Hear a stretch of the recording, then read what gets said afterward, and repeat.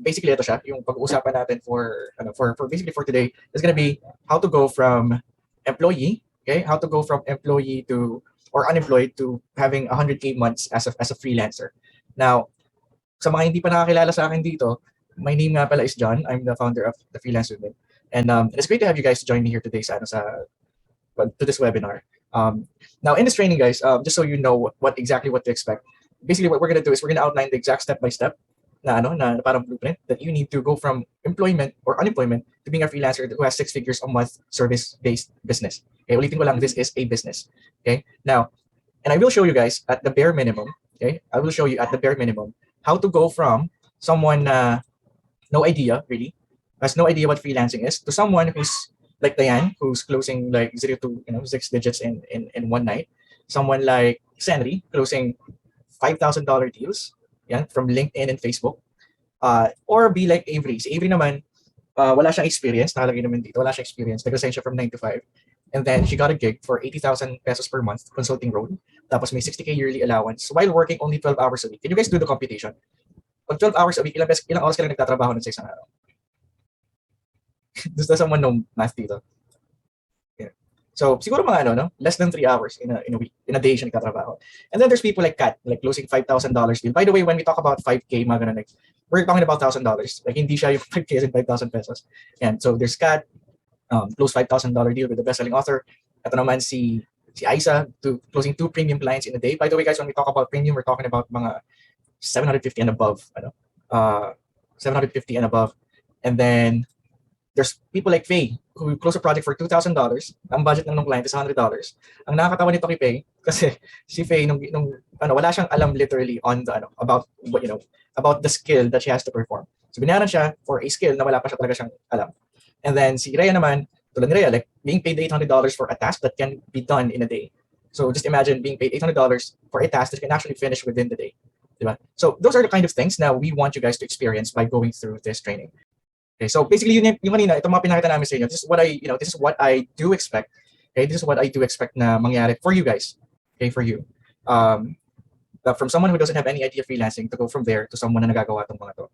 So if you've ever been confused on how to start freelancing, and more importantly, if you have questions such as, kailangan ko ba talaga ng skill? Mga ganyan. Kailangan ko ba talaga ng experience? Paano if totally clueless ako about freelancing? Need ko ba magbayad? Ito, popular na tanong to, need ko ba magbayad para makapagsimula ako ng freelancing? Yan.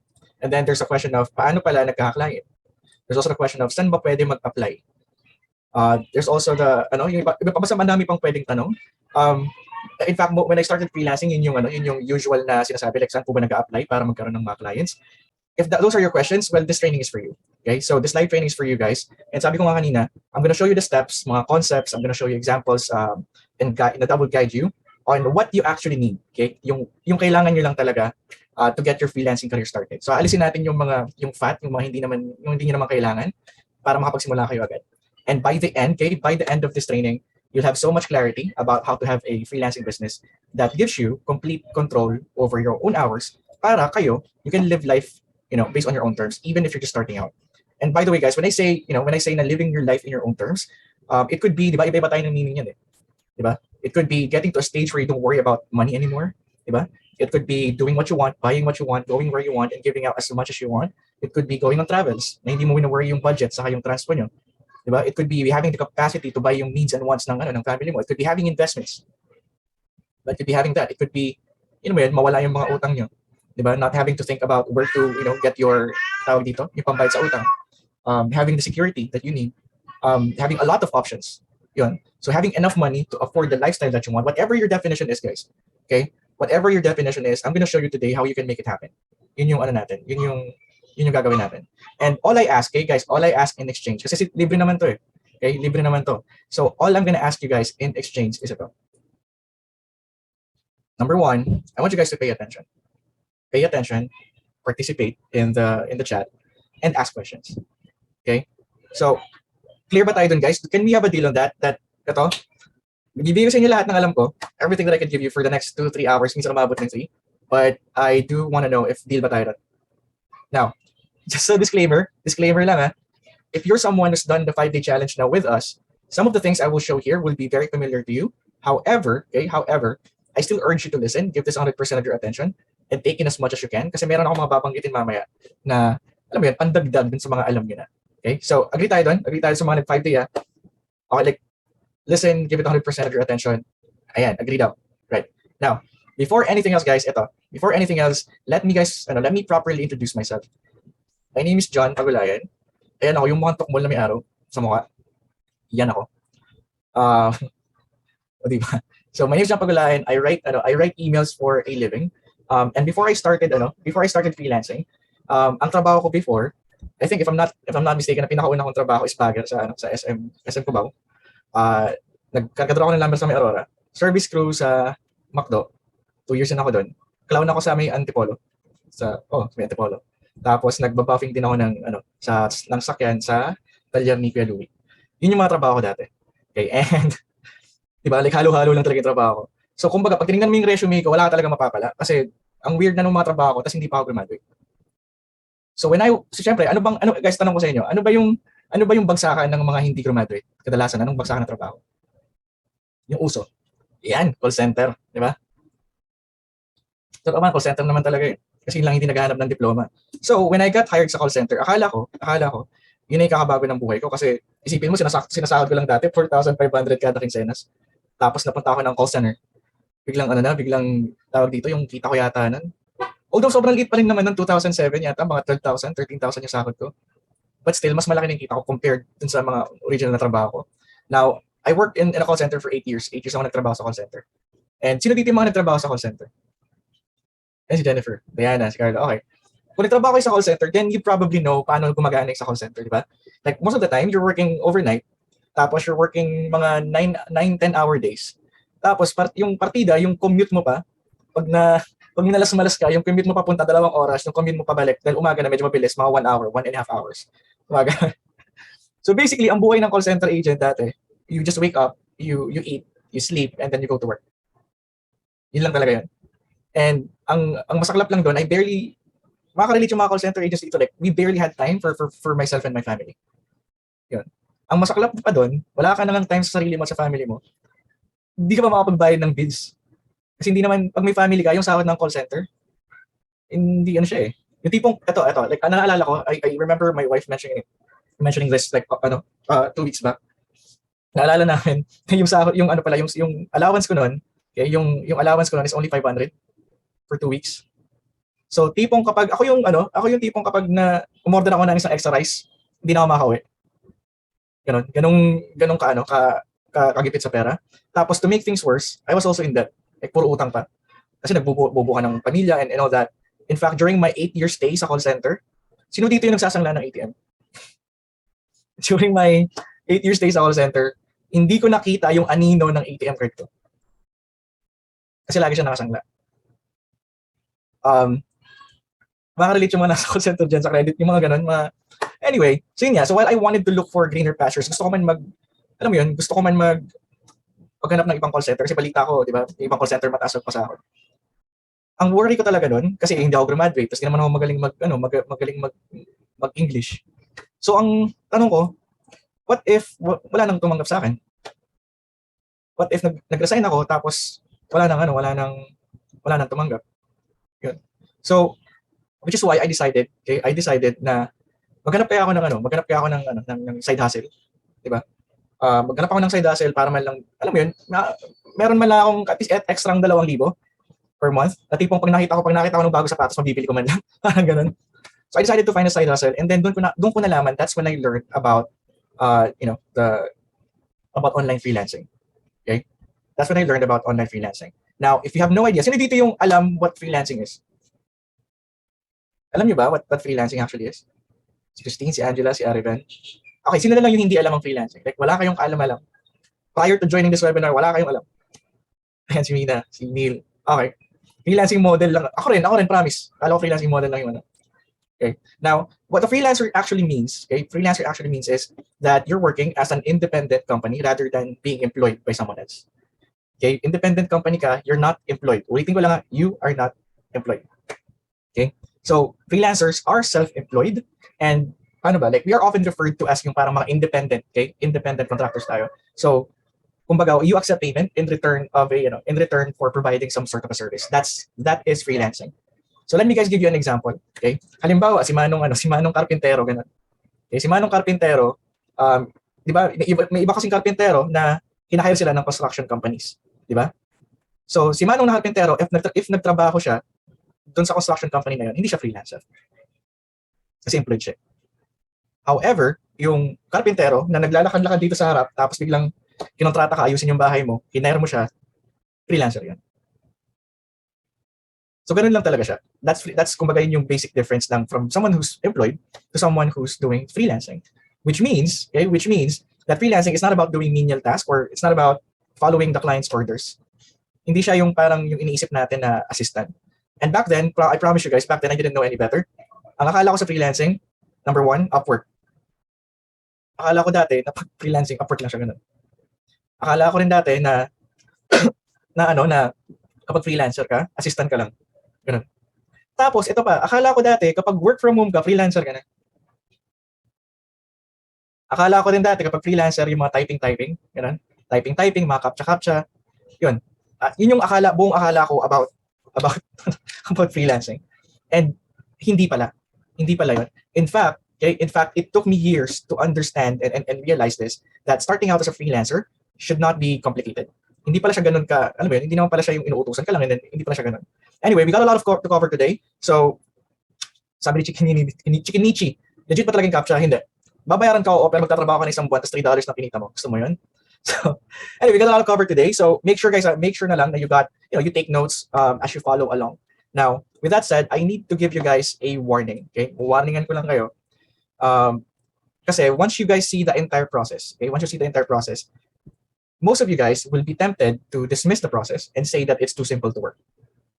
Okay? Now, ito lang yung sa akin.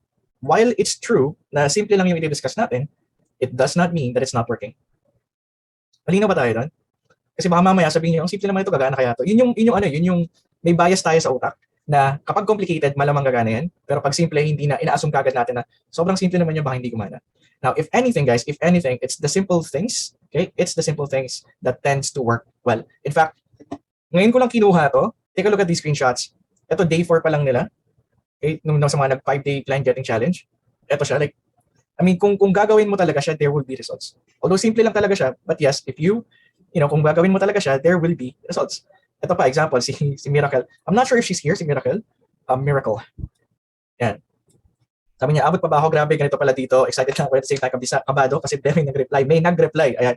Just followed the stats from day 1 ng 5-day client getting challenge, etc. To my surprise, ilang minutes lang may nag-reply agad. My heart is so full right now. Sa pag-generous ng group na to in educating, guiding newbies like me sa freelancing. Okay, so I hope pinakita ko lang yan because like I said, most of the things that you're gonna see here are too simple to work. So ito lang gusto ko sabihin, please do not let the simplicity fool you into thinking that it doesn't work. Okay? Now, speaking about the process, here's what we're gonna talk about today. Ibibigay ko na agad. Okay, wala nang suspense pa. Ito yung pag-usapan natin today. Okay, this is gonna be the process that we're gonna be talking about today in detail. So choosing a market, choosing a problem, choosing a solution, and then choosing a client. Now, ito yung tanong ko sa inyo guys. Bakit sa tingin nyo, why did I say choose dito sa process? Why do you think it all starts with choosing? Bakit sa tingin nyo choose dapat? Bakit choose lang? Clarity, sabi ni Gigi. Gloria, sabi we are in control. To be specific. To avoid overwhelm. May nagsabing to avoid overwhelm. Pwede. Si Catherine. Achievement.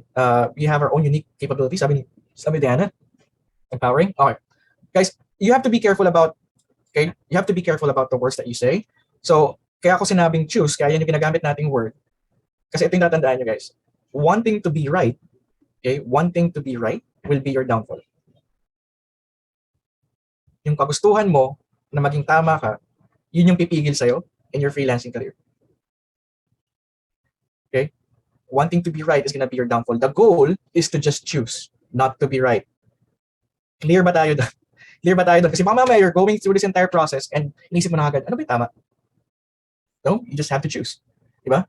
Parang parang mag-asawa o mag-jowa. Paano mo ba nalaman na yung asawa mo is si Mr. Right? Paano mo nalaman? Di ba pinili mo muna? Pinili mo muna siya. Hindi mo naman alam kung maghihiwalay pa kayo. Hindi mo rin naman alam kung, di ba? Hindi mo alam kung kumihilik ba siya sa kama pagkatapos, wala ka namang alam kadalasan sa kanya. But you just chose. Bahala na, di ba? Kung tumama, edi tumama. Kung hindi, di hindi. Mag-break na lang. Ngayon ang tanong ko, kung yung pag-aasawa nga, okay lang sa inyo na pumili agad. Pumili lang, nang hindi ka sigurado. At may konting agam-agam ka, yung freelancing pa kaya. Higit naman mas importante yung pag-aasawa kaysa dito, di ba? Okay?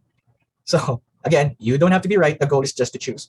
Now, that being said, let's jump to the first one. So, yung pinakauna dito is choosing a market. Okay? Now, the thing with most freelancers, okay, yung mga matagal ng freelancer, ang mali nila dito, okay, is that when they start freelancing, ang inuuna nila, skills.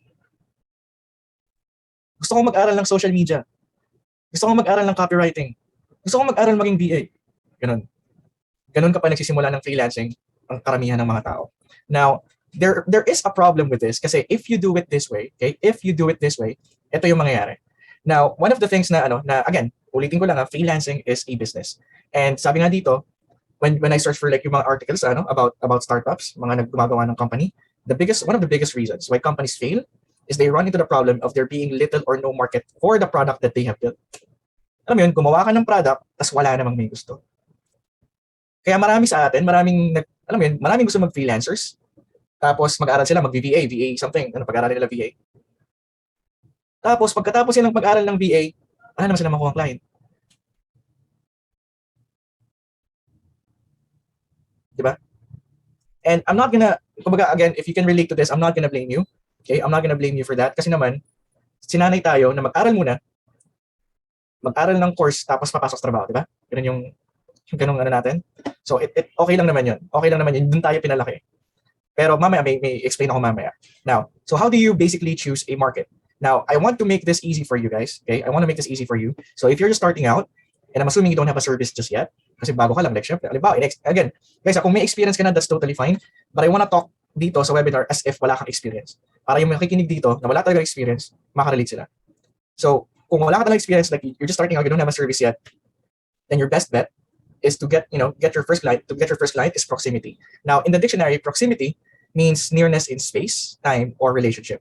But in our case, proximity is basically a client or market that's easily accessed and easy to find.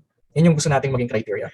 Okay? Now, yun yung dalawang criteria natin. So again, ulitin ko lang yung criteria natin, are they easy to access and find? Okay, yan yung una. And then yung pangalawa, are there a lot of them? Is there volume? Okay, kumbaga, the reason why you want to find something na may volume is that kumbaga, you want multiple chances to reach out to your client. Kaya gusto natin ng may volume. Okay? So, now, when I say easy to find, ito yung ibig ko sabihin. This could be friends. Okay? This could be your friends na nakapalibot na sa'yo. This could be, tawag dito, halimbawa, kadalasan napapaligiran ka ng, ito yung namimiss ng iba eh. Alam mo yung nanggaling ka, nagtrabaho ka sa real estate, tapos napapaligiran ka na pala ng mga real estate agents, hindi mo man lang sila kinuhang kliyente. Kasi you're too focused on selling your skill instead of focusing on the market. Like relatives. Yung mga relatives mo ba, puro ba sila doktor? Ganun? Puro ba sila like specific na na tawag dito on a specific industry? Diba? Do you have people you know? Like kahit mga network mo lang. Yun. Like are they easy to find talaga? Or can you easily find them sa Facebook? Can you easily find them sa Facebook? Yung tipong kapag nag-search ka sa search bar, ito mangyayari. Like for example, contractors yung gusto kong market. And I type in contractors sa Florida, lalabas ba ng ganyan? Will I see different groups that I can join para makonektan ko sila? And kumbaga, right now, di ba, there are over 50 states in the US, not to mention other contractors in other countries. So kung dito pa lang sa part na to, marami na, di ba? That's a good, that's a good candidate for a market. Can you find them ba on Can you find them ba on LinkedIn? Halimbawa, automotive companies yung hinahanap mo, di ba?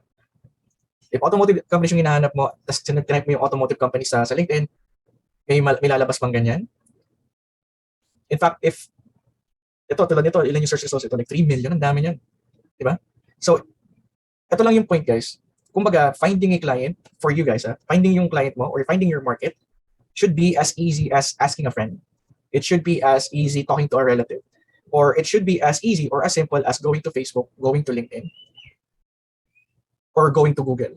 Kasi pag hindi ganun, ito yun guys, kung hindi ganun kadali yung paghahanap mo ng gusto mong market, ang mangyayari nun, palagi kang mahihirapan maghanap ng client. Are we clear?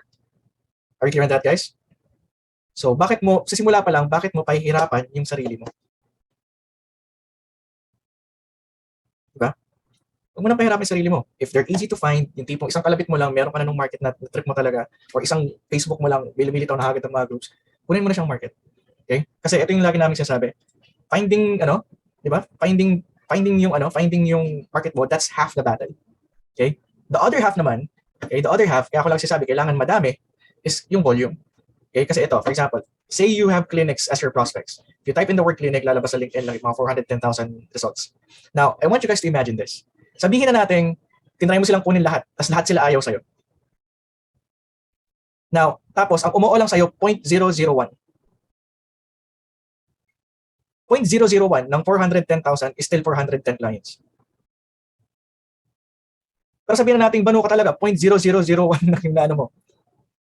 Diba? That's still 41 clients in one's lifetime.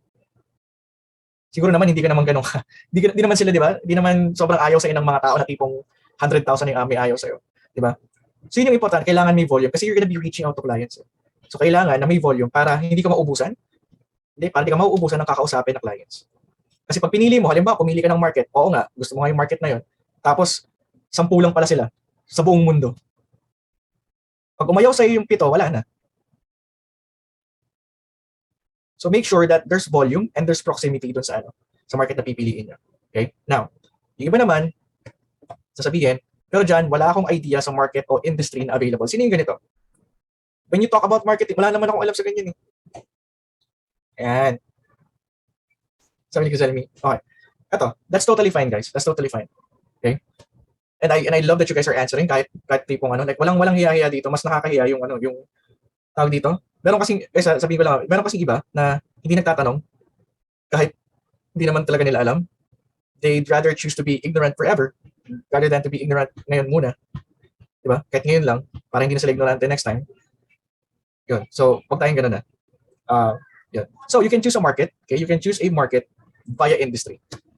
Okay, that's the first option. You can choose a market via industry. Meaning, yung, di ba, we have different industries kasi. Like, may you can, example nito, like, merong yung mga dentista, mga lawyer, ano pa ba mga industry? Like, tawag dito? Maraming list kasi ng industry, sobrang dami. In fact, you can go to Google, like list of industries for 2022, like you can find a ton of industries in there. Yun. So you can choose a market by industry. Now, another way that you can choose a market is by demographics. Halimbawa, female entrepreneurs. That's by demographic. Halimbawa, gusto mo lang na market is yung mga baby boomers, mga ganong edad. Pwede rin. Okay, so there's by industry and by demographic. Another way that to choose a market is yung psychographics. Okay? Yung psychographics, medyo malawak siya. Parang kasama na din yung personalities, yung lifestyle, yung interests, yung opinions, yung values. But let me give you a concrete example of this. Halimbawa, gusto mong i-target lahat ng vegan businesses. Pwede rin yun. Okay, vegan businesses. Or gusto mo namang i-target lahat ng website na may newsletter. Pwede rin yun. That's if you're targeting them by psychographics. Or lahat ng businesses na gumagamit ng Canva. Pwede rin. Kaya target mo lahat ng Canva users. Ganun. Pero ito yung gusto mong mangyari, guys. If you're just starting out, start by targeting the industry muna. By industry. Kasi yun yung pinakamadali. Okay, later on, you can target by psychographics, yung mga tipong, lahat ng businesses na nangangailangan ng leads, ako yun. Pwede yun eh. But, however lang, yun ang problema, when you go that route, marami ka ng kakompetensya, and kung wala ka pang experience, hindi ka mapapansin. So, tawag dito, demographic muna.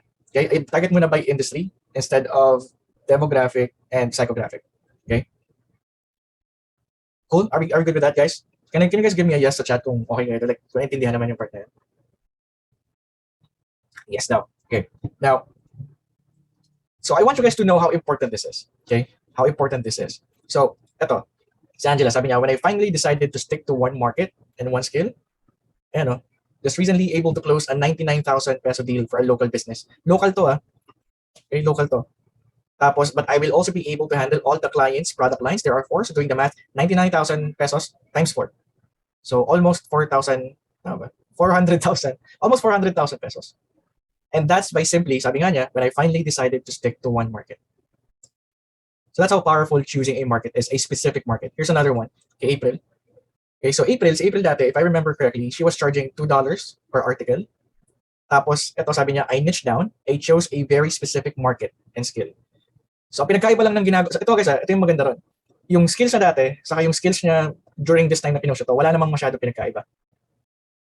Ang pinagkaiba lang is that ngayon, she's targeting a specific market. So, kung dati, she was being paid $2 per article, per article. Ngayon, she's closing 5-figure dollar deals. So, if that's, so kung hindi siya clear sa inyo, that's like $10,000 minimum per project. Magkano ba $10,000? Hindi ko alam kung ano na yung 250K ang $10,000. Magkano na ba palitan niya? Anyway, basta malaki. Yan. Basta malaki. Okay? Yan. Again, uulitin ko lang guys. Uulitin ko lang. The goal is to just choose. You don't have to be right. That's not the goal. You just have to choose. Okay? You just have to choose. Now, once nakahanap ka na ng market, okay? Once nakahanap ka na ng market na may proximity, na it's easy to access, easy to find, tapos marami sila, na may volume, okay? Okay na siya. You've just found your market.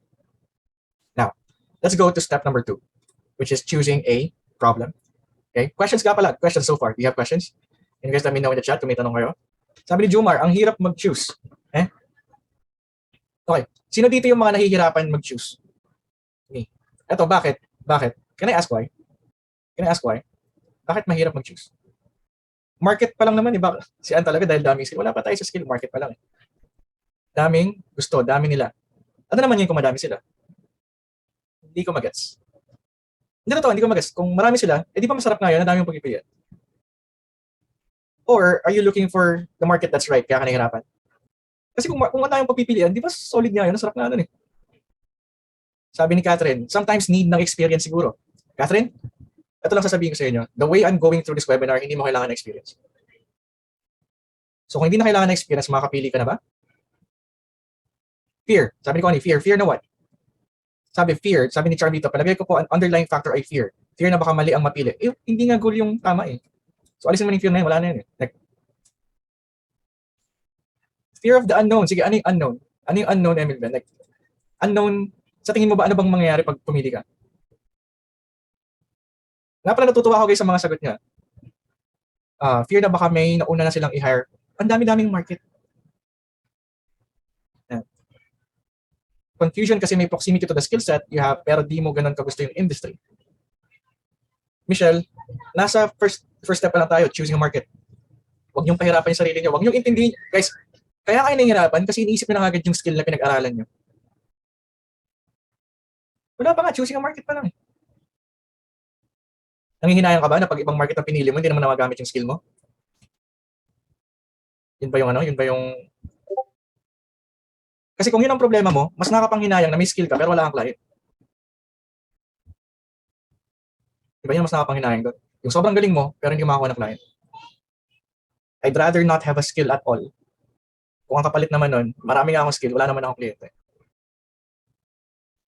Now, yung iba naman sa inyo, nag-overthink kasi paano kung pinili ko lawyers. Halimbawa, pinili ko lawyers. Tapos, di ba konti lang sila, so sayang naman yung ibang business owner. Sino nag-isip ng ganun? Sabi ni Rhea, me. Diba? Ito yung hindi nyo nare-realize dun, guys. When you choose a specific industry, pagdating nyo sa loob, sanga-sanga ulit yan. Yun ang hindi nyo alam. Sanga-sanga siya.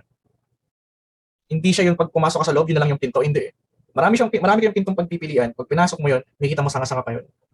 So you're literally just, hindi ka naman nagpipili ng market para i-pigeonhole yung sarili mo sa isang market lang. Kasi later on, di ba sabi ko nga kanina, kapag marunong ka na, kapag may experience ka na, you can go by demographic, pwede ka nang lumawa. But for now, to get started, just choose a fucking market. Okay? Kasi sayang yung pinunta nyo dito kung lalabanan nyo lang yung tawag dito. Lalabanan nyo kasi pag pumili ako ng market, din applicable yung skill ko. No. Okay. So hopefully nasagot naman yung ibang mga katanungan. Yeah. Now next, choose a problem. Okay, choose a problem. Now, our goal is to solve our market's problem for them. That's basically what we're doing when we're talking about freelancing. Because the bigger the problem, guys, okay, the bigger the problem, the more you can charge. And ito yung sinasabi ko sa inyo lagi, di ba? Yung skill mo, wala siyang kinalaman kung gaano, alam mo yun, hindi ka binabayaran dahil sa skill mo. Okay? Binabayaran ka dahil sa problema na sinasolve mo. So kung ang worry mo, baka hindi mo na magamit yung skill mo, high paying skill pa naman yun. Natatawa nga ako like I think this was 2 years ago. Tinitingnan ko lagi yung listahan ng high paying skills from Upwork. Wala akong nakikitang email copywriter doon. Tapos nung lumabas na ako, nung kilala na ako ng mga tao na email copywriter ako, ngayon sabi ng mga tao naman, high paying skill daw yung email kasi kilala na nila ako. Di ba? Hindi naman yun eh. Like yung sinasolve kong problema using email, yun yung high paying, hindi yung email. Okay, I hope that's clear to you guys kasi pag natrap ka sa mindset na mindset na kailangan ganito yung skill ko para pataas ang bayad, hindi eh. Hindi yun.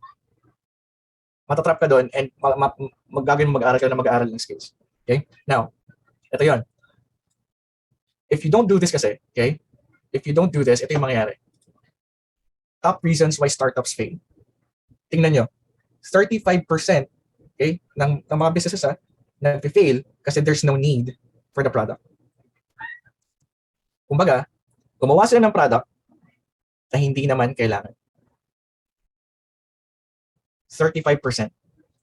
And even yung 38%, yung run out of cash kasi capital, kadalasan nun nag-run out of cash kasi nagde-develop ng product, bayad sila ng bayad sa tao, wala namang bumibili. Kaya nagra-run out ng cash. So can you just imagine this by not, ito yun I want you guys to imagine this, by not choosing a problem na gusto mong isolve, binawasan mo yung success mo, 65% na lang. Gusto mo ba nun? Diba? Hindi ka pa nagsisimula, bawas na yung success rate mo ng 65%. Okay? So, so how do we, like 10 common reasons why startup fail. Without an accurate, one of the reasons is failing to understand the market. Wala silang accurate understanding kung ano ba talaga yung kailangan ng market, kaya nagpe-fail yung mismong startup. And hindi nalalayo ang freelancing sa startup kasi freelancing is still a business. Kumbaga, kaya ka nag-exist yung isang business because you're solving a need. Wala namang business na nag-exist kasi walang need. May need kaya nag-exist ang isang business. Okay? So, how do you figure this stuff out? How do you find out kung ano yung problem? Okay? Kung ano yung problem ng market mo. CJ says, where did you find your market po as an email copywriter? Dude, I just found the market. I didn't care if I'm an email copywriter or not. Kaya mali yung question mo eh. As an email copywriter, no, you don't, wala pa tayo dun eh. All you have to do is find a market. That's it. Choose a market. Yun lang. Yeah. So how do you do it? So, halimbawa, pinili ko restaurant owners. I can go to Google, type in what are the challenges of having a restaurant, and then lalabas na agad 10 challenges of owning a restaurant, 7 surprisingly common problems of having a restaurant. Yeah. Yeah. Now, if I click on these articles, lalabas yung problems like menu, staffing, marketing. Like these are some of the problems that they have. Okay. Now, here's another one. What are the challenges of a chiropractic clinic? Like yun yung tinry kong i-search last time. Diba? So, ang lumabas dito, chiropractic challenges, chiropractic care, 4 challenges chiropractors face. What are some of the biggest challenges of chiropractors? And when you click on these articles, malaman mo na napag-alaman ko na yung problem nila is attracting new patients, retaining new patients, nagkakaproblema sila when it comes to cash flow. Yeah. So, ang gagawin nyo guys, once you've chosen a market, okay, alamin nyo kung ano yung top 3 problems nila. Okay? And once you've basically found out their problems, ang susunod mo nun, you need to choose one problem, okay? Just one problem, guys. You need to choose just one problem na gusto mong isolve. Ideally, yung problem na pipiliin mo, okay, ideally the problem that you're gonna choose is directly related to their revenue. Kumbaga, by the way, we discussed this in depth sa loob ng tribe, but let's just say that, if solving a particular problem increases revenue or decreases their expenses, that means you've chosen the right problem to solve. And if you chose a problem that directly tied to revenue, you can always charge a premium. Okay? Yun. If solving a problem that increases, yung the revenue and decreases your expense, you can always charge a premium for solving that problem. Because ito nga yun, ulitin ko lang what most freelancers get, wag nyo na silang gayahin, okay, is that, kumbaga, the premium fee is the problem you're solving, not the skill that you chose to solve it. Ulitin ko lang, the bigger problem, the bigger fees. Yan lang yun. Okay? So, kapag pumili ka ba ng problema ang isa-solve, ano bang pwedeng mangyari? Diba? So, halimbawa, Ito, si Ferville, yan. Just this week po, I was able to close a $5,000 deal plus commissions, okay? Plus commissions. So every time may benta, may commission siya. And ang inano siya, like, the reason why he was able to close this, kasi sabi niya dito, I raised questions about the challenges they are facing. Kumbaga, he focused on the problem that the client has, kaya siya nakakapaningil ng $5,000. Ito pa, here's another example, Dina. Sabi niya, parang ewan dito sa video, but this was the exact moment when my $20,000 video proposal got accepted. So basically, what Dina did, she submitted a $20,000 proposal. I'm not sure how much $20,000 is. Siguro 800 ba? I'm not sure.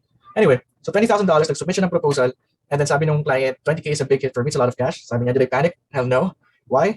Kasi I just knew that his website plus his needs and pains.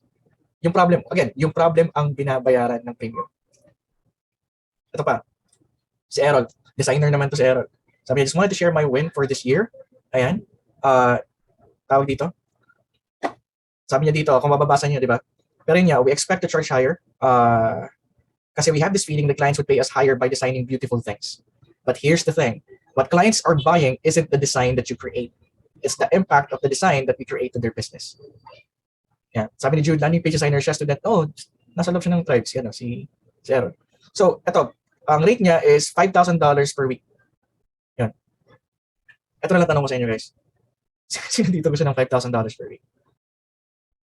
Diba? Yun lang naman yun eh. And if gusto niyo ng $5,000 per week, then you better focus on solving problems, not the skills.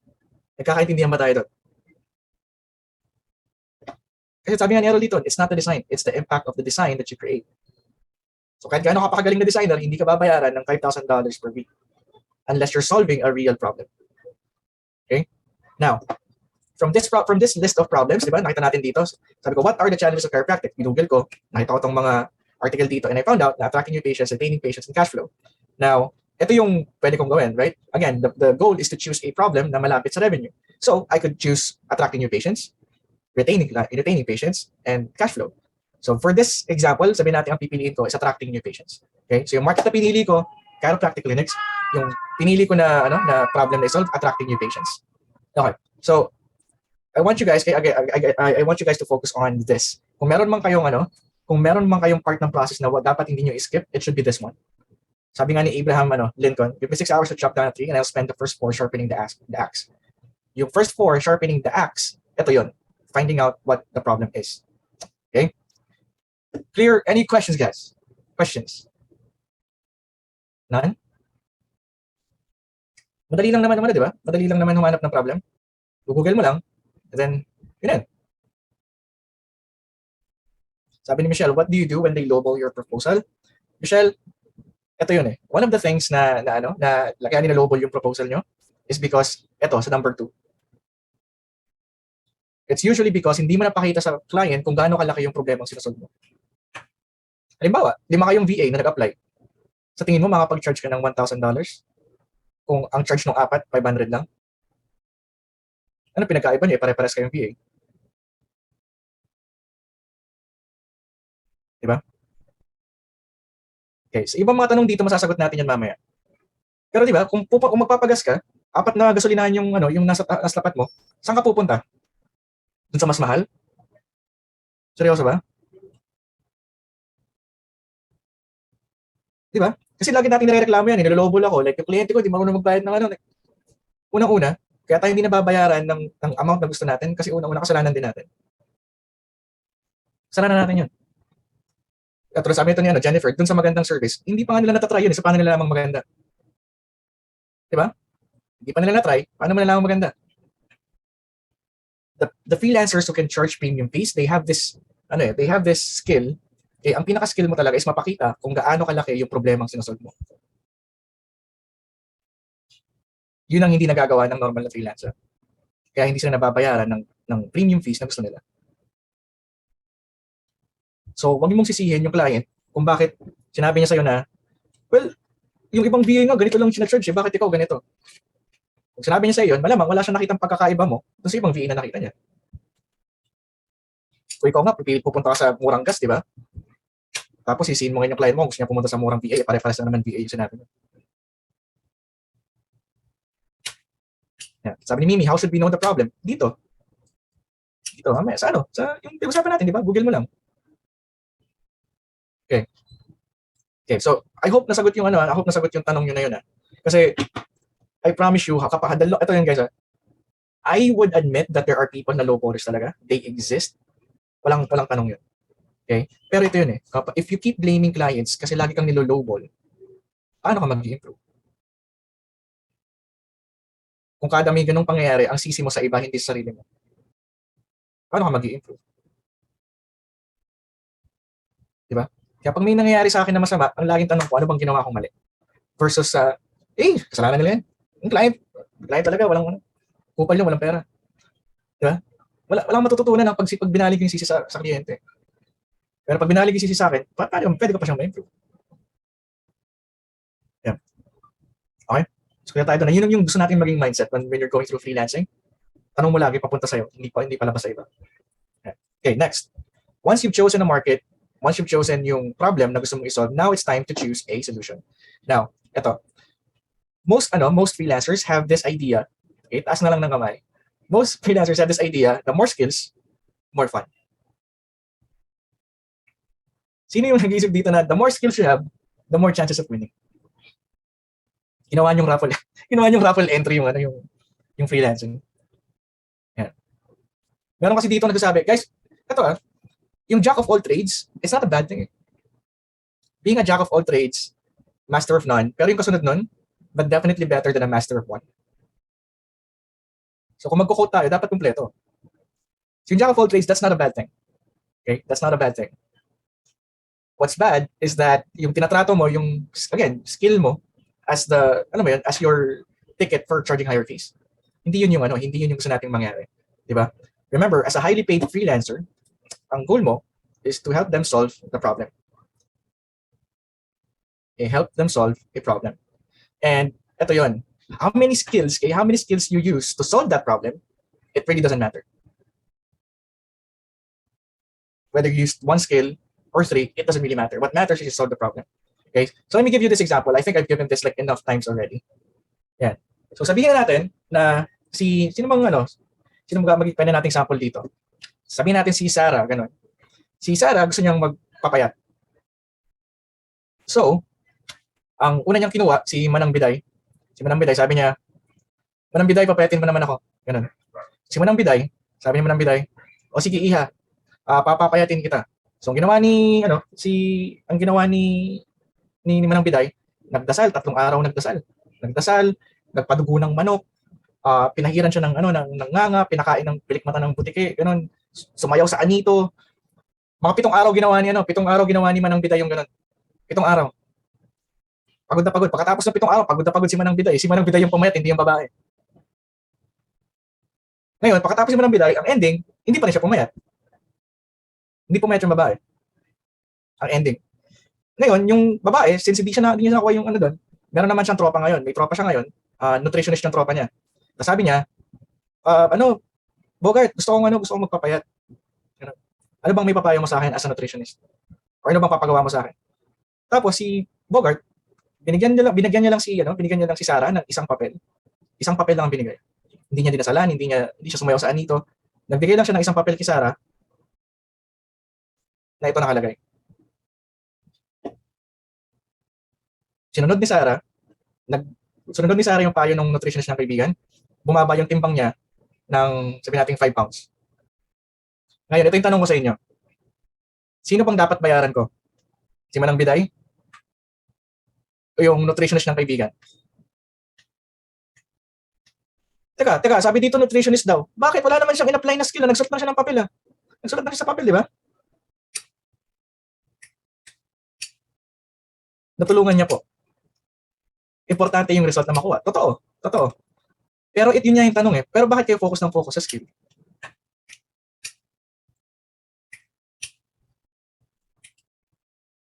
So ganito example, gets nyo naman. Does it really matter kung nagdasal sa anito to si ano? Okay. Like I said earlier, how much work you do doesn't matter in the grand scheme of things. What matters to clients is that, diba? What matters to clients is that they know the problem that you are solving. Okay? In fact, I want you guys to let's go back to the previous to this example kanina. So ito yung example ko kanina. Their problems, pinili natin is yung attracting new patients. Now, kung wala ka pang alam sa freelancing, okay?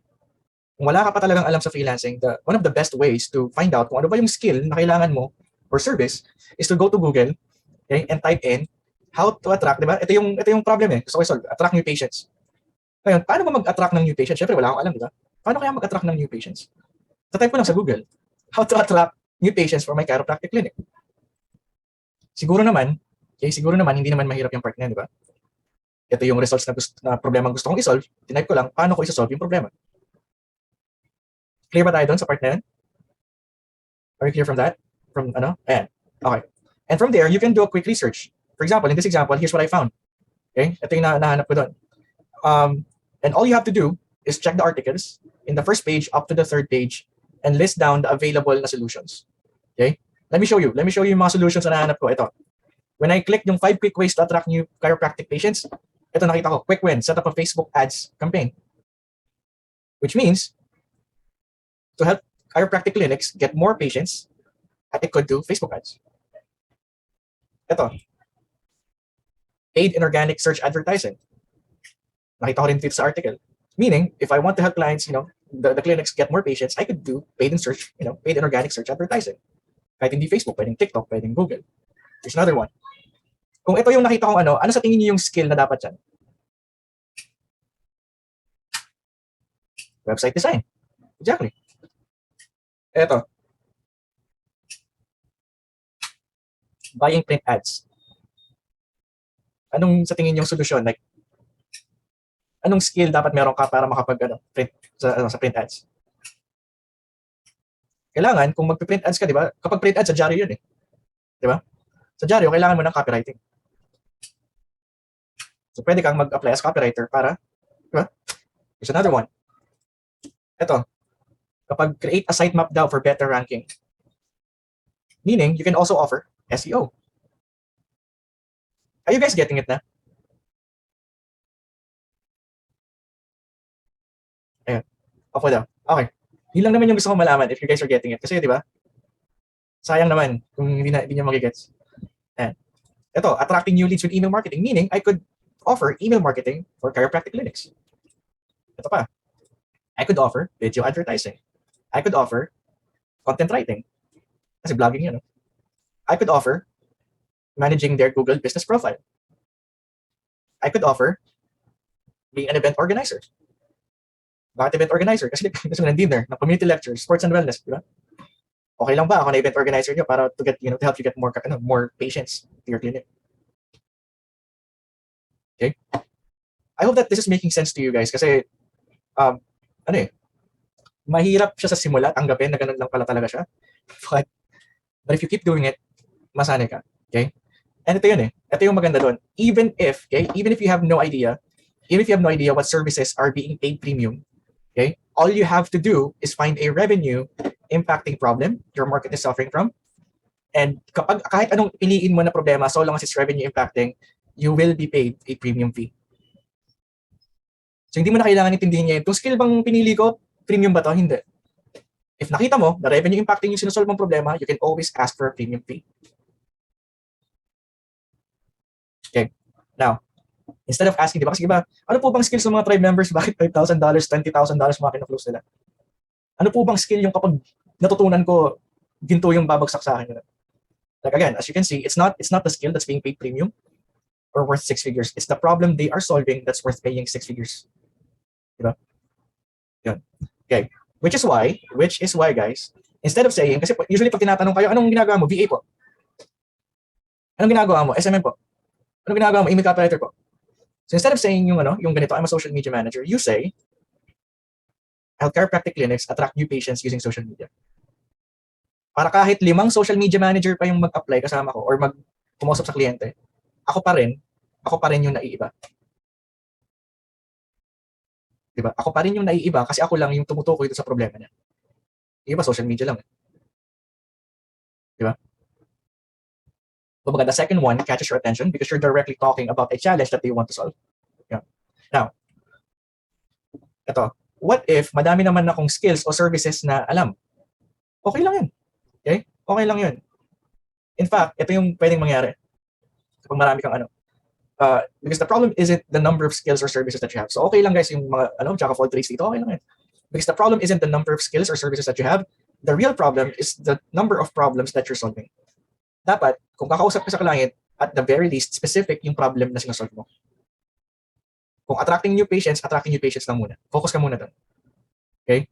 So ito, let me give you an example. Okay? Let me give you an example. Ito. So one of the ways to attract new patients is to update your online presence. Sabi dun sa blog. Okay? Again, hindi ko idea to, sinabi lang dito. Now, let's zoom in for a bit. Yan, ito yung pinaka niya. Now, if you're gonna notice, sabi niya, update your online presence. Pero, sabi dito, to update online presence, kailangan yung website is up to date.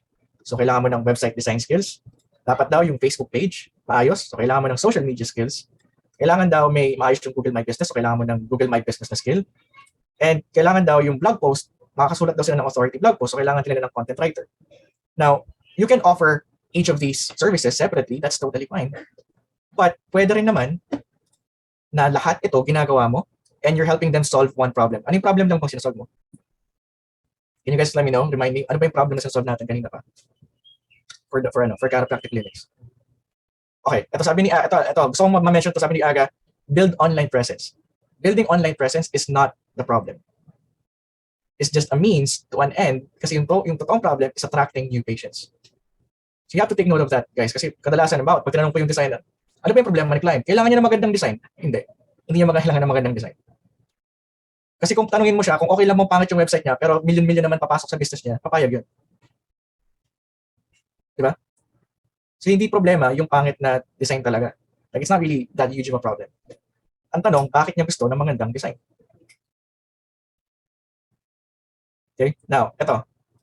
So pero, halimbawa, ito ka. Ang problema sa atin, pag maraming skills, chinachop sa'yo natin.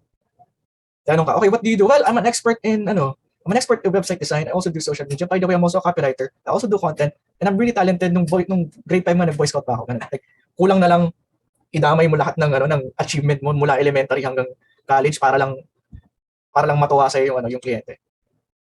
But that's not the thing that diba? That's not the thing. Hindi dapat ganito.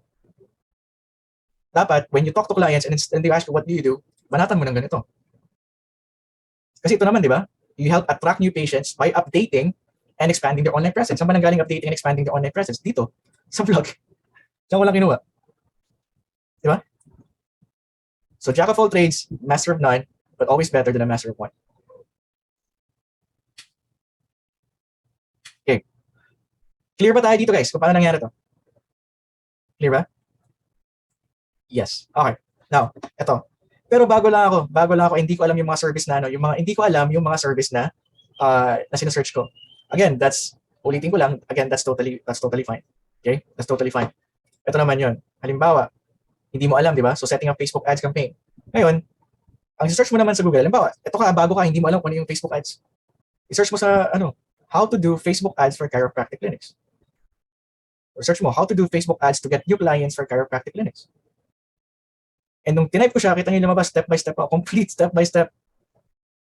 Again, wala akong skill sa Facebook ads, so importante sa akin to. Pero ngayon, pwede ko na siyang pag-aralan. Okay? Now, here's another one. Ito, make your website impressive. So, website design. So, ano ngayon ang itatype ko sa Google para makita ko yung Sa tingin niyo, ano dapat na i-type ko sa Google?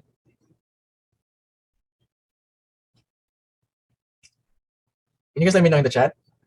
Latest trend. Okay. Guys, kapag magta-type ka sa Google, be specific, di ba? Ano ba yung market natin? Chiropractic, di ba? How to create website design for chiropractic clinics. Simple lang, wala naman masyadong words na, di ba, na kakaiba. Yan, lumabas na. Complete guide to a successful chiropractic website. Utang na loob. Pag di mo pa nga natutunan yan, ewan ko na lang. But I want you guys to see what I mean, di ba? Using Google, YouTube, or any resource you have to your advantage, it's easy to start kahit wala ka pang alam.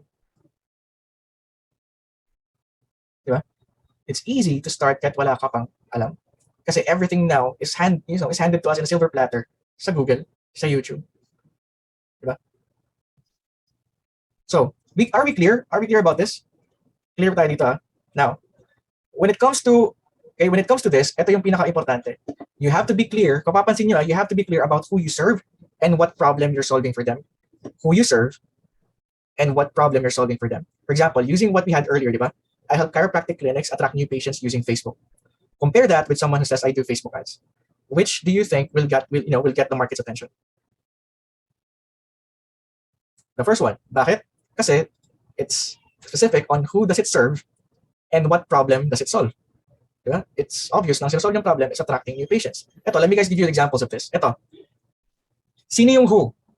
Who does Dina serve?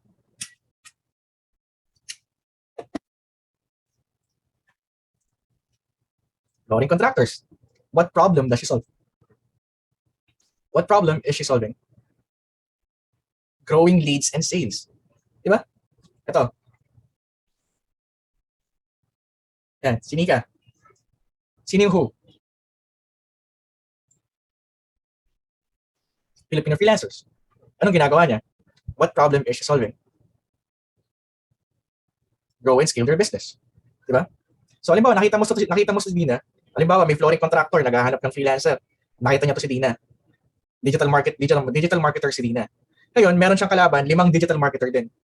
Sa tingin mo, sino yung makakuha ng attention ko? Maikukumpara ko ba siya sa ibang digital marketer lang? Are you guys getting this? Kung bakit importante to?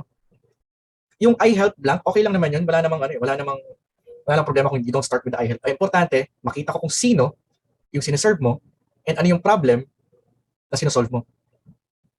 Yeah. Sabi ni CJ, where and to whom do we say that? Nasa profile niya sa Facebook.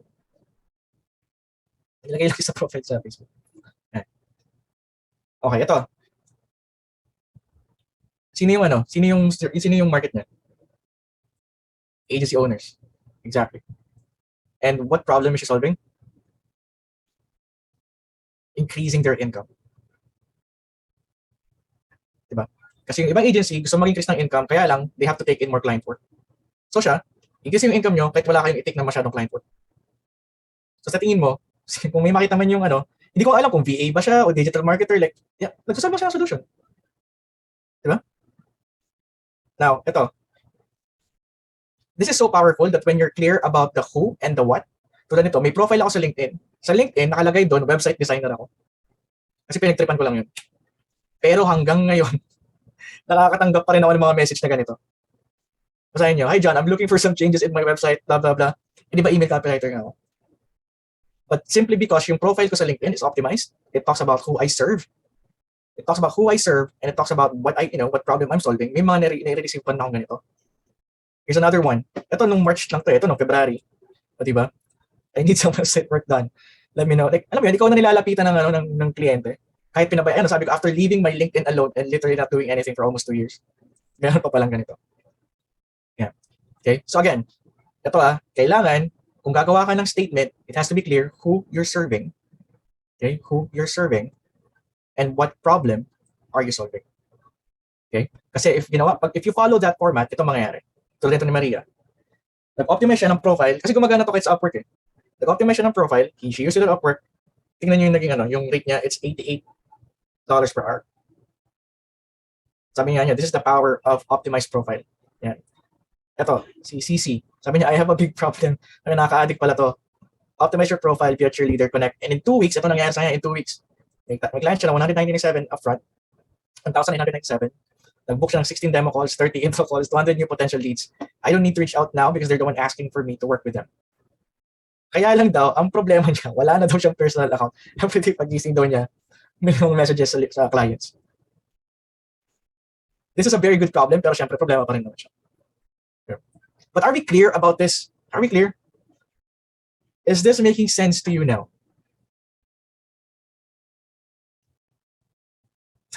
Hindi ko sasagutin kung anong GTL, bahala na kayo mag-discover na.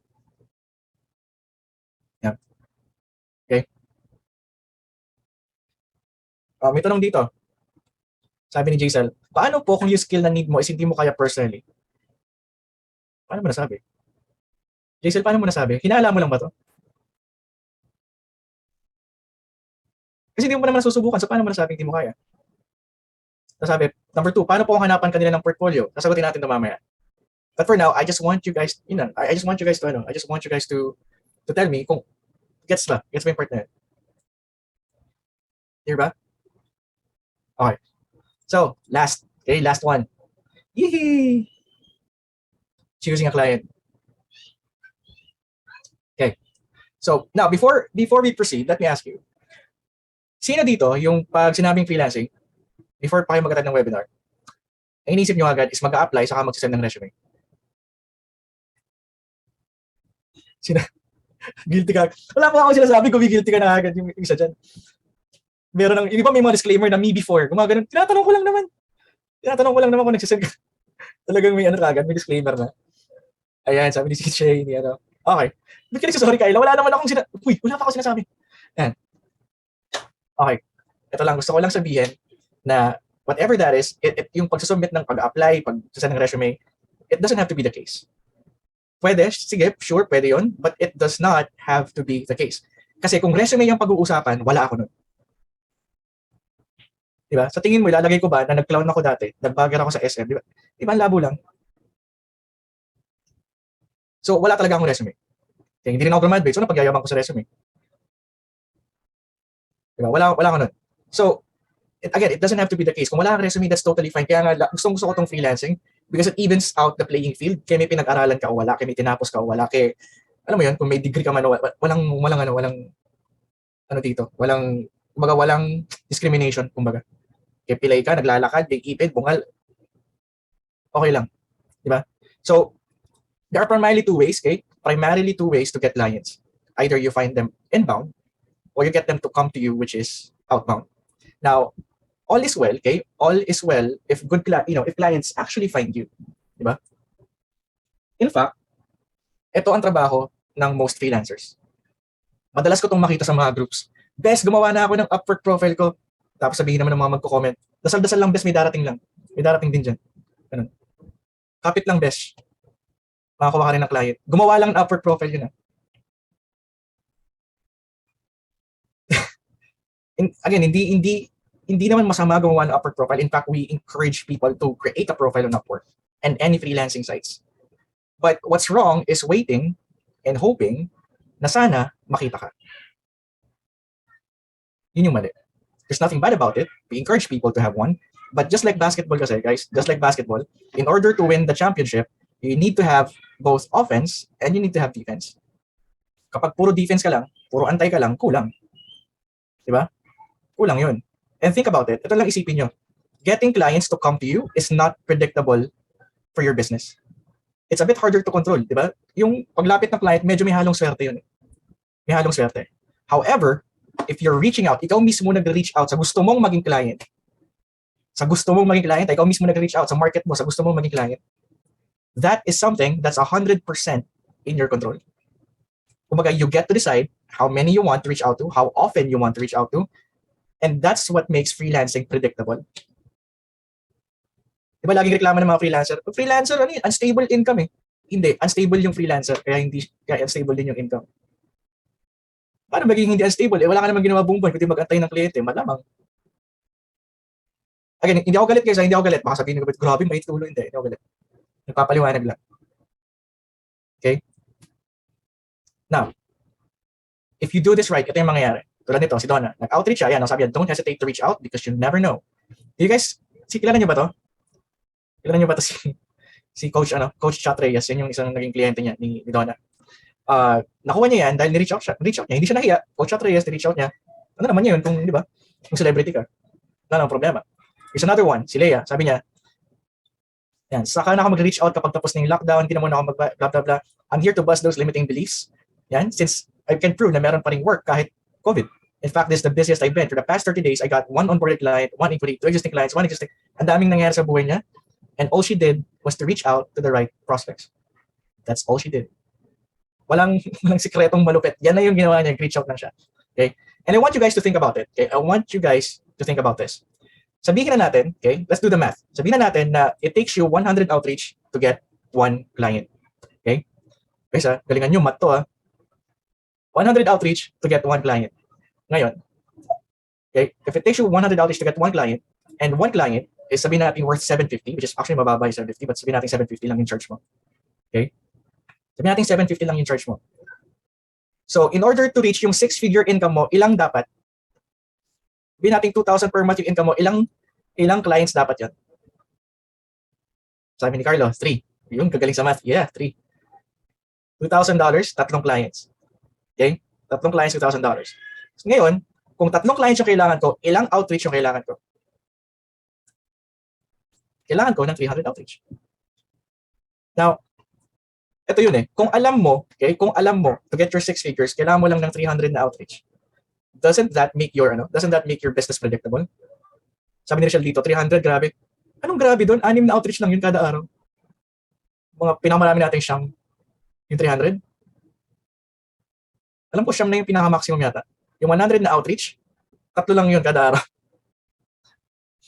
So, ewan ko lang Rachel, like, kung ano yung isip mong outreach na ano, like it's, basta yung, kung i-divide mo to by, kasi 30 days in a month, di ba? Kung 30 days in a month, yung 300, siyam lang yun. Right? Tama ba? 10. 10 per day. Ganun. Is this making sense to you guys? Kung alam mong 10 per day, hindi ka pepetiks-petiks na isang araw, wala ka pang outreach. Yung iba naman iniisip, well, ano yun, lagi na lang ako mag-outreach, 10 per day, ganun. Hindi naman, sa tingin mo ba pag na-comment 3 kliyente, 3 pa rin na kailangan mo next month? Syempre hindi. Di ba? Kung client mo na sila every month, ang konti na lang yung ano, di ba? Kung ang gusto mo naman, okay, 3 na ako ngayon, 1 per month na lang ang kunin kong clients. Di mag 100 outreach ka. Okay? Clear ba? Clear ba tong part na to, yung math, why it makes your freelancing predictable? Yan. Walang magre-reklamong mahirap yung math kasi kung ako naintindihan ko to, ibig sabihin madali lang math nito. Madali lang yan, naintindihan ko nga eh. Pag di ko na naintindihan, dun mahirap talaga yan.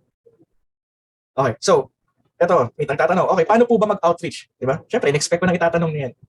So, paano po ba mag-outreach? Well, you can do outreach in 2 ways, okay? The first thing that we suggest is to message people you already know. Okay? Message people you already know. Network mo, tropa mo, pamilya mo. Ganun. Now, yung iba sa inyo sabihin, wala namang may business sa mga kakilala ko, and that's totally fine. Because you're not gonna ask them for business. All that you're gonna ask is if may kakilala ba sila na ideal client mo. That's all you're gonna do. Okay? Now, yung iba naman dito sasabihin, pero dyan, construction worker lang po yung tropa ko, malamang walang kilalang CEO yon. Yung iba naman, ito yung isang excuse. Ordinary lang po yung tita ko, ganyan. Wala namang kilalang business owner yun.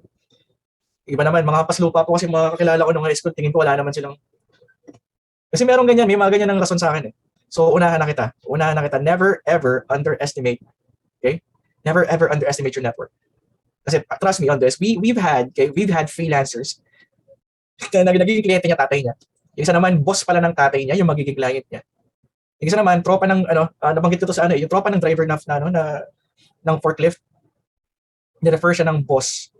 Okay? Ni-refer siya ng boss dito sa Dubai na may hotel. Okay? Tapos yung iba naman, yung isang tropa namin na nasa US, truck driver, turned freelancer siya.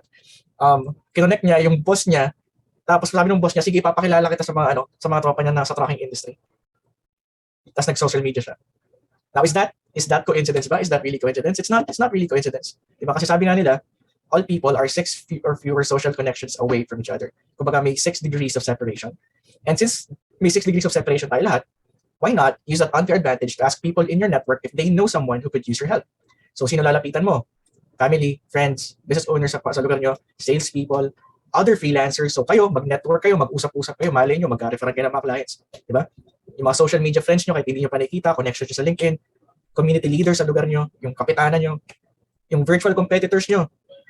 Diba? Halimbawa, parehas kayong email copywriter. Malamang, baka puno na siya ng kliyente, pasa niya sa'yo. You guys never know. Now, ang gagawin mo lang, okay, hindi ka magbebenta, magtatanong ka lang. Okay? Magtatanong ka lang. Now, ito yung tinatanong sa akin. So, paano kung i-message ko? Ano kaya sasabihin ko para, na message para hindi mo kang nag-iimbita ako sa networking? Ngayon, kung ayaw mong mapagkama na nag-iimbita sa networking, huwag ka magtatanong ng open-minded ka ba? Diba? Iwasan mo yon. O kaya huwag mo silang iayain kape tayo, gano'n. Iwasan mo yung mga ganong opening. Ang gagawin mo na lang, ito lang kasimple, ito lang. Ganyan lang. Mahirap ba to guys? Mahirap pa yung message na yan. Sabi ni Ann, easy lang. Yan ang gusto ko yan eh. All caps pa talaga, easy lang to. Diba? Again, Bogart, do you know someone ba na, ano ba yung market natin kanina? Bogart, may kilala ka bang chiropractor? I'm starting a new business kasi and I'm planning to help chiropractors get get more patients. May kilala ka ba?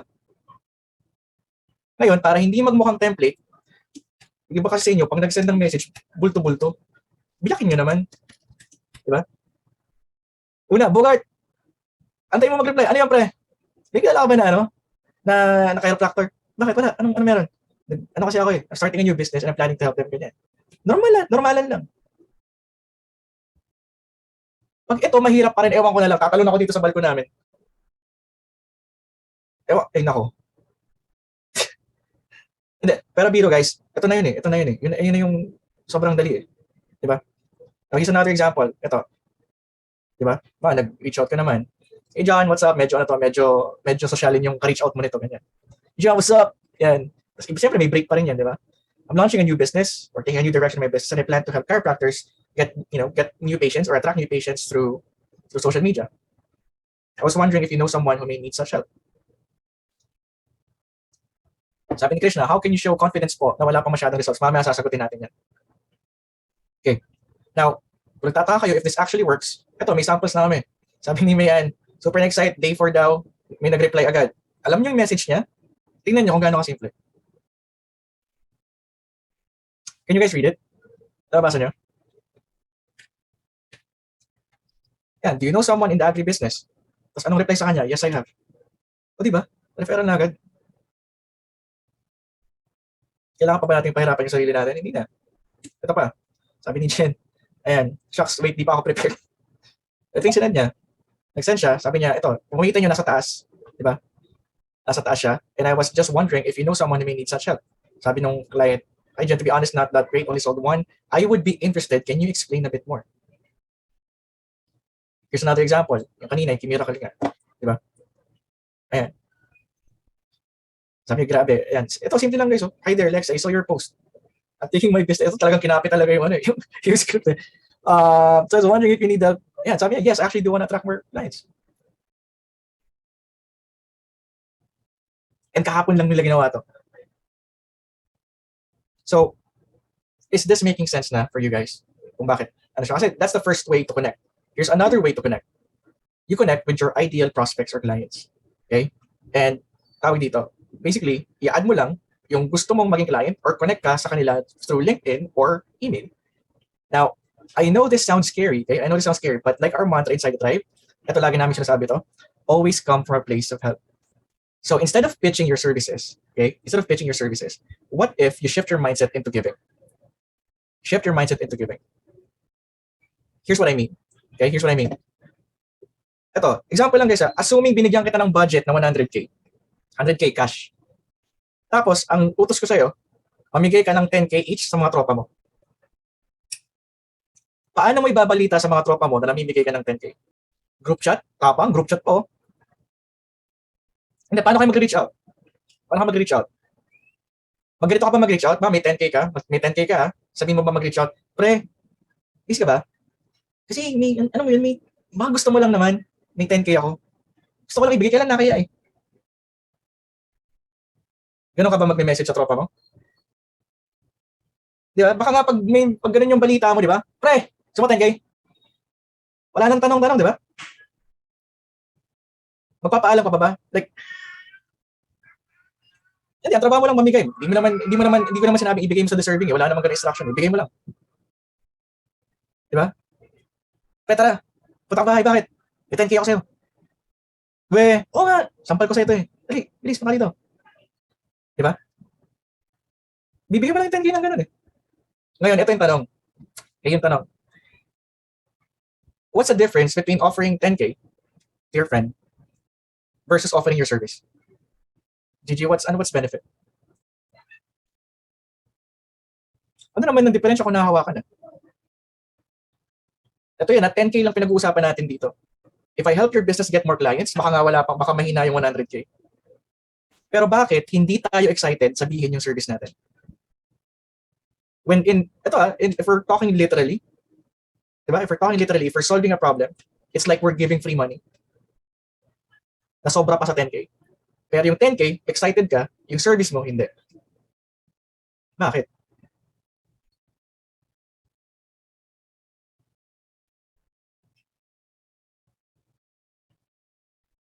Ito yun. Sabihin ko na sa inyo yung, yung reason. Kasi, most of you guys think of offering your service as something that you think that it's getting something from someone. That's what you think of. When you offer a service, you don't think of it as giving. You think of it as getting. And unless you can overcome yung yung part na yun, lagi kang takot mag-pitch ng services mo. Lagi kang takot na mag-message kasi feeling mo kinukuhaan mo sila versus binibigyan. Okay? So let's change our approach. Okay? Para matuwa ka magbigay. Okay? Matuwa ka magbigay, let's change our approach. Because most of the time, yung mga clients na kinakausap nyo, di ba? In-offeran sila, $5,000 lang, $5,000, 3-month, 6-month contract, ganun. Without any guarantee that the project will work. So, kung kliyente ka, syempre, ayaw mo rin naman tumanggap ng mga ganun, di ba? So, ito yung gusto kong gawin nyo. Okay?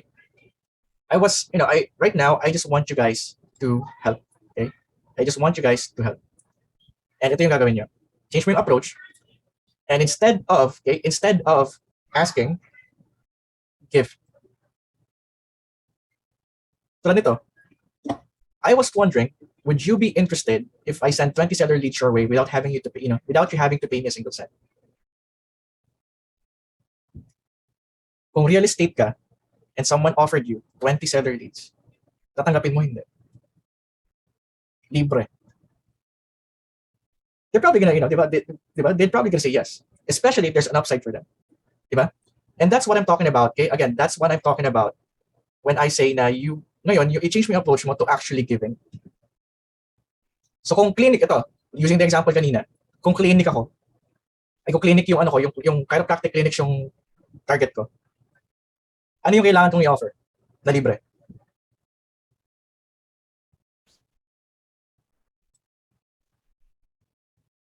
Mag-run ng ads?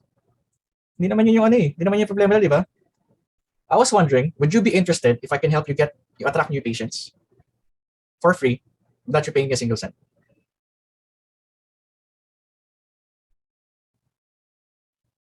Kasi results ang pinag-uusapan, di ba? Results ang pinag-uusapan, di ba? So, okay lang ba? Tulungan kita mag-attract ng new patients kasi yun yung problema nila without having you to pay me a single cent. Sabi ni DM dito, ni Lorena, Chief, medyo masakit kasi ang super free. Okay. Let me tell you this. Okay, let me tell you this. Again, I'm teaching this webinar sa point of view ng someone na wala pang experience.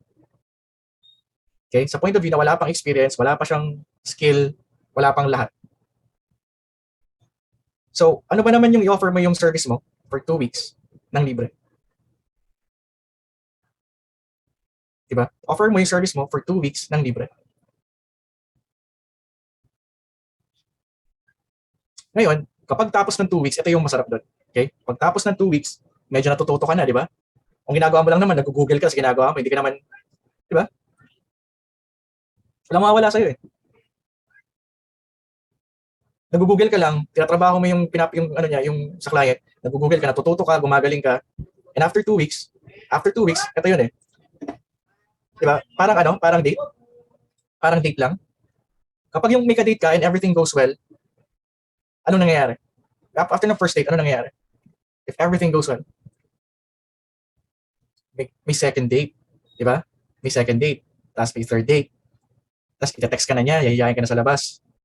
Tapos kamukat-mukat mo, pinakilala ka na sa magulang, sa kapatid, sa tito, sa auntie. Pretty soon, part ka na ng family nila, kasal na lang kulang. Now, the same goes with yung freelancing offer mo. Okay? The same goes with your freelancing offer. Right now, what you're offering your client is your time and your energy. Okay? And your goal is to invite them to work with you without the risk and all the upsides. Yun yung gusto mong maano. Kasi after 2 weeks, babalik ka. Halimbawa, client si Gloria. Sabihin ko, Gloria, ito yung ginawa natin, yung libreng, ito yung ginawa natin. Pinakita ko yung report. Ito siya. Yan. Sabi ko sa'yo, increase natin yung number of followers mo. Ito. From 1,000 naging 2,000. Tapos nagustuhan ni Gloria. Okay lang ba tuloy mo nang gawin sa akin to? Ito na yung bayad. Sabi ni Marian, may portfolio ka pa. Totoo. Automatic portfolio. Kahit wala kang portfolio. Automatic experience. Are you guys getting this? Yung 2-week na investment? Para ka nagbibigay ng free taste. Yun lang yun. Para bibigay ng free taste. Kasi diba, wala kang experience, employee ka, wala kang inaral na course, wala kang inaral na kung ano-ano. Basically, pinag-practicean mo yung bagong client mo. Di ba? Kaya kung may nagtatanong kanina, nag-worry kasi ako baka hindi magawa. Like, hindi ka mag-worry, libre naman eh. Di ba? Libre naman eh. Hindi ka mag-worry. Now, ito naman yung template doon. Okay? Ito yung template doon. For example, nasa loob kayo ng isang group. Di ba? Hey John, now we're both in, nandito tayo para sa home buddies but we haven't met yet. Yan. Sabi niya, tapos nag-reply sila, dito ka rin pala. Parang hi din, ganun. Just message mo lang. No worries. By the way, if you're open, I'm interested in helping you attract new patients for your chiropractic network, for your chiropractic clinic.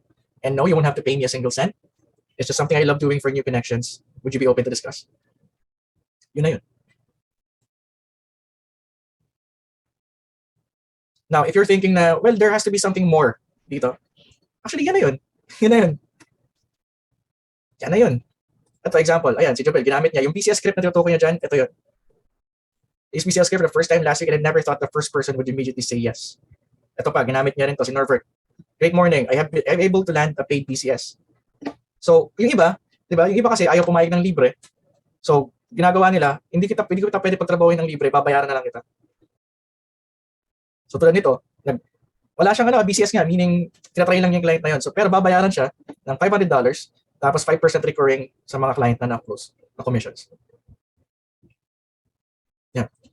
Iba naman sabihin, pero dyan, di pa talaga ako marunong. Paano kung biglang umoo? Ito yung tanong ko sa inyo guys. Sino nagtrabaho ng corporate dito? Ayan. Ito, sagutin niyo ako ng totoo ha. Nung first time niyo bang pumasok sa corporate, alam niyo yung gagawin niyo? No, puro no. Clueless. Iba clueless pa nga. Ang tanong, bakit sa freelancing, kailangan meron na kayong alam? At kailangan sa freelancing, meron na kayong alam sa company, okay lang wala. Sabi niya, kasi ikaw nag-offer ng services, so okay lang, magkanda leche-leche kasi ibang tao, ganun ba yung iniisip natin? So sa iba, okay lang magkanda leche-leche kasi hindi naman tayo yun, ganun? Bakit okay kapag corporate, pag freelancing hindi? Sabi ni Dorothy, may sasalo kasi. May magte-train.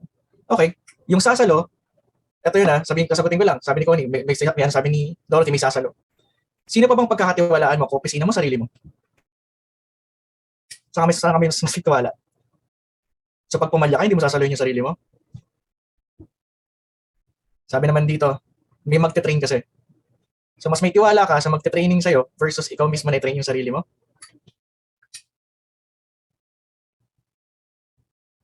So mas may tiwala kayo sa ibang tao kaysa sarili nyo? Medyo weird lang. Okay, sabi dito, sasalo pag sa corporate tapos ikaw you learn from it. Okay, para pag in-offer mo rin yung service mo for free, kaysa may sumalo sa'yo o wala, alam naman ng client na you're doing it for free. And you still get to learn from it. Anong pinagkaiba nun?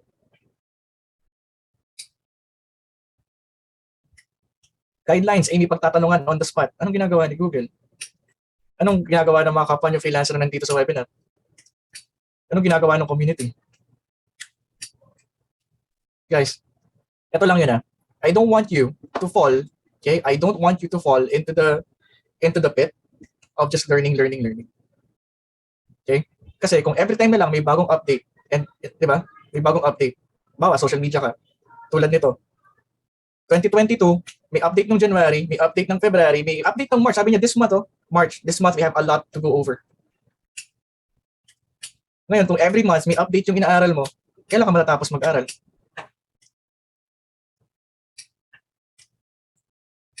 Kailan mo masabing expert ka na? Habang buhay ka na lang bang estudyante?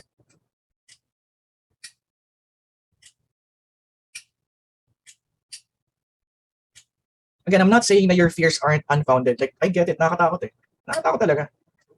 Diba? Especially since ikaw na lang.